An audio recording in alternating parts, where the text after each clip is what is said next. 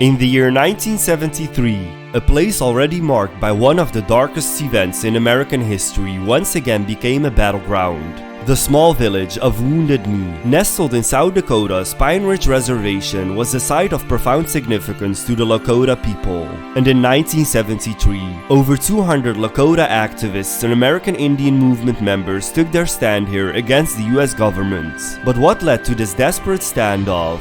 To understand, we need to journey back over a century through a history of betrayal, broken promises, and courage.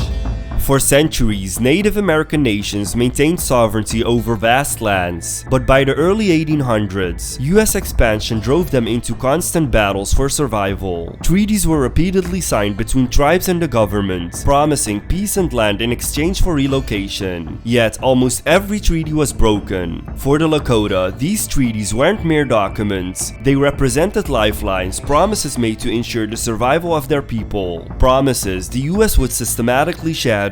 One of the most significant agreements was the Fort Laramie Treaty of 1868, in which the US government recognized the Black Hills and surrounding regions as part of the Great Sioux Reservation, territory to be left undisturbed. But when gold was discovered in the Black Hills in 1874, miners flooded in backed by US troops. The government attempted to buy the Black Hills from the Lakota, but the land held deep spiritual importance, so they refused. This refusal set the stage for a brutal war.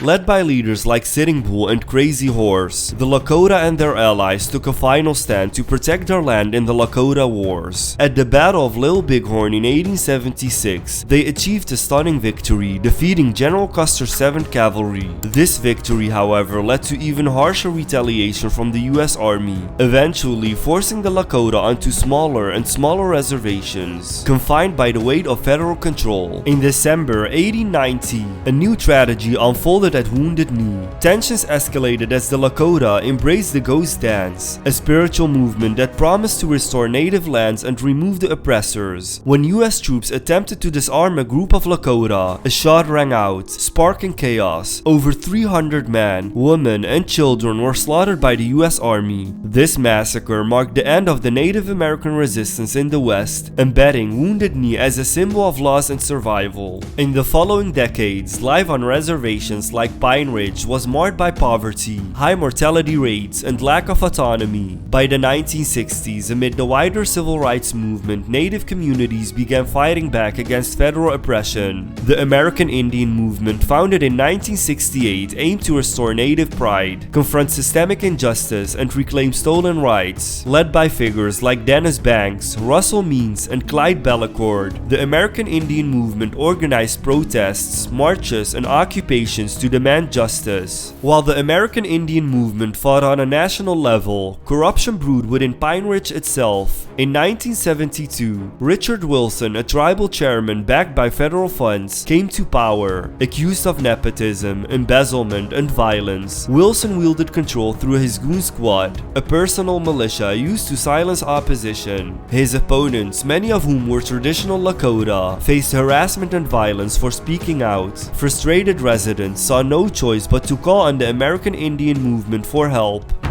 On the evening of February 27, 1973, about 200 American Indian movement activists and local Lakota entered Wounded Knee, seizing the trading post, community church, and setting up defensive roadblocks. Choosing Wounded Knee wasn't random. This site symbolized both historic loss and the endurance of Native spirit. Their demands were the removal of Wilson, investigations into his administration, and the honoring of past treaties with the federal government. The federal government responded swiftly, mobilizing the FBI, US Marshals, and Bureau of Indian Affairs Police, who set up command posts around Wounded Knee. Over 300 agents, supported by armored personnel carriers, helicopters, and tear gas, surrounded the village, creating a blockade to cut off essential supplies. Wounded Knee became a makeshift fortress. American Indian movement members fortified positions in key buildings, prepared for a drawn-out standoff. Their resolve was clear, yet supplies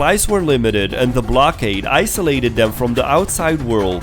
In the first days of the siege, gunfire frequently erupted as both sides tested each other's limits. The occupation saw fierce skirmishes, On March 13, federal forces attempted to push through American Indian Movement defenses. Armed only with hunting rifles and handguns, American Indian Movement members defended the village from behind improvised barricades. In retaliation, federal forces employed tear gas and flooded the area with searchlights at night to disorient American Indian Movement members. These tactics created a tense psychological atmosphere as every night brought the risk of renewed violence. As the siege continued, the media swarmed the scene, reporting daily on the struggle and giving American Indian Movement leaders a platform to voice their demands. Meanwhile, the Lakota and American Indian Movement activists inside faced extreme shortages, surviving on limited food and enduring harsh winter conditions. Negotiations were attempted, with the American Indian Movement demanding federal investigations and reinstatement of treaty rights, but talks often stalled as distrust mounted on both sides. On March 11, a temporary ceasefire allowed some activists to leave, and supplies were briefly brought in, but as the American Indian Movement refused to surrender without firm commitments, the ceasefire broke and hostilities resumed. On March 26, a particularly intense skirmish saw gunfire exchange for hours, wounding several on both sides. After 71 days of tension, supplies run dry, and negotiations with the federal government led to an agreement. American Indian Movement leaders and their supporters withdrew, ending the occupation on May 8, 1973.